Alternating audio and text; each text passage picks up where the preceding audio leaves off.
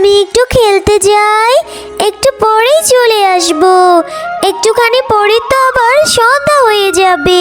টুম্পার সাথে খেলা করে আমি তাড়াতাড়ি চলে আসবো মা।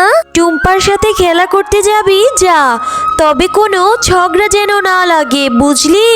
জানিস তো একদিন বিনা কারণে তোর মনিকা কাকি আমাদের সাথে কত ঝগড়া করলো। তাই বলছি একটু সাবধানে থাকবি, কেমন? এরপর মুন্নি খুশি মনে খেলতে চলে যায়। আর একটু পর মুন্নি কাঁদতে কাঁদতে বাড়ি ফিরে আসে। হ্যাঁ রে মা মুন্নি, এত তাড়াতাড়ি বাড়ি ফিরে এলে যে? তুই তো বলেছিস টুম্পার সাথে খেলতে যাবি, তাহলে কি টুম্পা তোকে মেরেছে? বল মা, আমাকে বল। জানো মা, টুম্পা আমাকে বলেছে ও নাকি আমার সাথে আর কোনোদিন খেলবে না, কারণ আমি নাকি অপয়া, অলক্ষী। আমার সাথে খেলে নাকি ওর বিপদ হতে পারে। এইসব কথা নাকি ওকে ওর মা বলেছে। আরও কি বলেছে জানো মা? আমি জন্মের আগে আমার বাবা মারা গিয়েছে বলে আমি নাকি আমার বাবার মাথা খেয়ে এসেছি। না না সোনা, আর কাঁদিস না। আর ওদের কথাতে তুই আর কোনো কষ্ট পাস না সোনা, ওরা তোকে মিথ্যে বলেছে। চল তো মা, সারাদিন কিচ্ছুটি খাওয়া হয়নি আমাদের। যা রান্না করেছি মা মেয়ে মিলে, তা এখনই চল খেয়ে নেই। এরপর শেফা শিয়ালিনী তার মেয়েকে নিয়ে খাবার খেতে থাকে।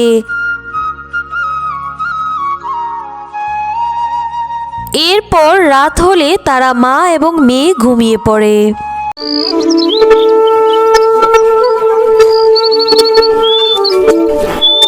এভাবেই শেফা শিয়ালিনী তার মেয়েকে নিয়ে দিন কাটাতে থাকে। ও মা, তুমি এভাবে মন খারাপ করে বসে বসে কি ভাবছো? কিচ্ছুটি না রে মা, সামনেই তো শীতকাল আসছে, আর আমাদের ঘরটার অবস্থাও বেশ ভালো না। এই শীতে তোকে নিয়ে এই ভাঙা ঘরে কিভাবে থাকবো? তাই শীত আসার আগে যেভাবেই হোক আমাকে ঘরটা ঠিক করতেই হবে। অন্যদিকে মনিকা শিয়ালিনীর সাথে বাঘিনীর ছিল খুব ভাব। তারা সব সময় চিন্তা করত কার ক্ষতি করা যায়। শেফা শিয়ালিনীর সাথে মনিকা শিয়ালিনীর ঝগড়া লাগার পর থেকে বাঘিনীও শেফা শিয়ালিনীকে পছন্দ করত না। মনিকা, আমি এইমাত্র শেফার বাড়ির সামনে থেকে আসলাম। আমি জানলা দিয়ে উকি দিয়ে শুনতে পেলাম ও নাকি শীত আসার আগে ওর সেই ভাঙ্গা ঘরটাকে মেরামত করবে। আমি কি ভেবেছি জানিস? ও আর ওর মেয়ে যখন রাতে ঘুমিয়ে থাকবে আমি ওদের ঘরে আগুন লাগিয়ে দেব। ওরা মা মেয়ে যেন মরে থাকে আগুনে পুড়ে। বুদ্ধিটা কেমন দিলাম! বাহ, তোমার বুদ্ধিটা তো দারুণ হয়েছে বাঘিনী দিদি। আমার সাথে পাঙ্গা নেওয়ার মজা এখন বুঝবে। ওর কত বড় সাহস আমার সাথে ঝগড়া করে ও চিনে আমাকে। দাঁড়াও, এখন খালি অপেক্ষা করার পালা, তারপরে বুঝবে আমি কি। বাঘিনী আর মনিকা যখন কথা বলছিল ওদের পাশ দিয়ে আসছিল সাথী শিয়ালিনী। ও, তোমরা অন্যের ক্ষতি করার জন্য ফোন দিয়ে পাচ্তেছো? তোমাদের কথাবার্তাতে আমার বুঝতে আর বাকি রয়নি কিছু। যাই হোক, এ কথা বলে সাথী ওদের কিছু না বলেই ওখান থেকে চলে যায়।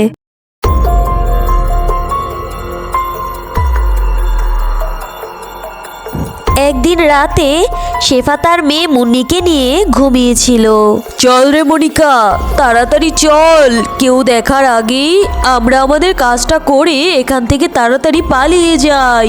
এরপর বাঘিনী ও মনিকা শিয়ালিনী শেফা শিয়ালিনীর ঘরে আগুন লাগিয়ে সেখান থেকে পালিয়ে যায়। বাঁচাও বাঁচাও, কে কোথায় আছো? এরপর শেফা তার মেয়ে মুন্নিকে নিয়ে অনেক কষ্টে ঘর থেকে বেরিয়ে আসে। বাড়িটা যে পুড়ে গেল রে মা, এখন আমরা কিভাবে থাকবো বলতো? আর কি বা খাবো রে মা, আমি তো কিছুই ভেবে পাচ্ছি না। এ কি, এই চুড়িটা তো মনিকার, তাহলে কি ওই কি আমার বাড়িতে আগুন লাগালো? কিন্তু ও তো একা এই বাড়ি আগুন লাগাতে পারবে না।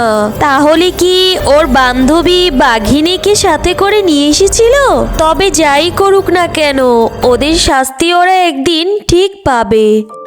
এরপর শেফা তার মেয়েকে নিয়ে হাঁটতে হাঁটতে বনের ভিতরে চলে যায়। এমন সময় তারা বনের মধ্যে একটি প্রজাপতিকে আহত অবস্থায় পড়ে থাকতে দেখে। প্রজাপতির এরকম অবস্থা দেখে শেফা শিয়ালিনী বন থেকে কিছু জড়িবুটি এনে প্রজাপতির ক্ষত জায়গায় লাগিয়ে দেয়। তোমাদের অনেক ধন্যবাদ আমাকে এরকম সাহায্য করার জন্য। আসলে এক ত্রান্তিক আমাকে তার জাদুবিদ্যা দ্বারা আটকে রেখেছিল। আমি অনেক কষ্টে তার ওই আটকখানা থেকে পালিয়ে এসে এখানে এক প্রজাপতি হয়ে আহত হয়ে রয়েছিলাম। আচ্ছা শেফা, তোমার মনটা এত খারাপ কেন? আর তোমরা এই নির্জন জঙ্গলে এলে কি করে বলো তো? এরপর শেফা শিয়ালিনী নীলপরীকে তার বাড়ি পুড়ে যাওয়ার সকল ঘটনা বলতে থাকে। সব কথা শুনে নীলপরী বলে, এই নাও, এটা জাদুর কাঁঠাল বাড়ি। শেফা, আজ থেকে তুমি আর তোমার মেয়ে এই কাঁঠাল বাড়িতেই থাকবে। এই কাঁঠাল বাড়িতে তোমাদের আর কোনো কিছুর অভাব হবে না। এখানে যে খাবার রয়েছে এই খাবার কখনোই ফুরাবে না। আর আমাকে সাহায্য করার জন্য তোমাকে উপহার স্বরূপ এই কাঁঠাল বাড়িটা আমি দিলাম। একথা বলে পরী ওখান থেকে চলে যায়। জাদুর কাঁঠাল বাড়ি দেখে শেফা আর মুন্নি অনেক খুশি হয়ে যায়। আর শেফা তার মেয়েকে নিয়ে সেই কাঁঠাল বাড়িতে থাকতে শুরু করে। অন্যদিকে জঙ্গলে অনেক শীত পড়ায় সব পশু পাখিরা অসুস্থ হয়ে পড়ে। অতিরিক্ত শীতের কারণে কেউ খাবার সংগ্রহ করতে পারে না। মা মা, জানো বনের খুবই খারাপ অবস্থা। খাবারের অভাবে সকল পশু পাখিরা মারা যাচ্ছে। আমি এক্ষুনি দেখে আসলাম। মনিকা কাকি, বাঘিনী কাকি আর সাথী কাকিরা সকলেই অসুস্থ হয়ে জঙ্গলের মধ্যে পড়ে আছে। বলিস কি রে মা? তবে চল এক্ষুনি আমরা ওদের হাসপাতালে নিয়ে যাই, না হলে যে ওরা সবাই মারা যাবে। এরপর শেফা আর তার মেয়ে মিলে সবাইকে হাসপাতালে নিয়ে যায় আর চিকিৎসা করে সুস্থ করে তুলে। সুস্থ হয়ে মনিকা শিয়ালিনী বলে, বোন শেফা, তুমি আমাকে ক্ষমা করে দাও। আমরা তোমার অনেক ক্ষতি করেছি। সব সময় তোমাকে কথা শোনানোর জন্য ফন্দি পেতেছি। আর সেদিন রাতে তোমাদের বাড়িতে আমরাই আগুন দিয়েছিলাম। হ্যাঁ রে শেফা, এসব কুটনা বুদ্ধি সব আমারই ছিল। কিন্তু এখন আমরা কি করব? কোথায় যাব?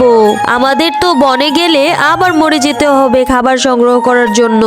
এসব নিয়ে তোমরা আর ভেবো না। এখন আমার সঙ্গে তোমরা আমার কাঁঠাল বাড়িতে চলো। সেখানে তোমরা ততদিন থাকবে যতদিন এই বনের সকল সমস্যার সমাধান না হচ্ছে। শেফার কথা শুনে সবাই অনেক খুশি হয়ে যায় আর মনের আনন্দে সবাই কাঁঠাল বাড়িতে যেয়ে থাকতে শুরু করে।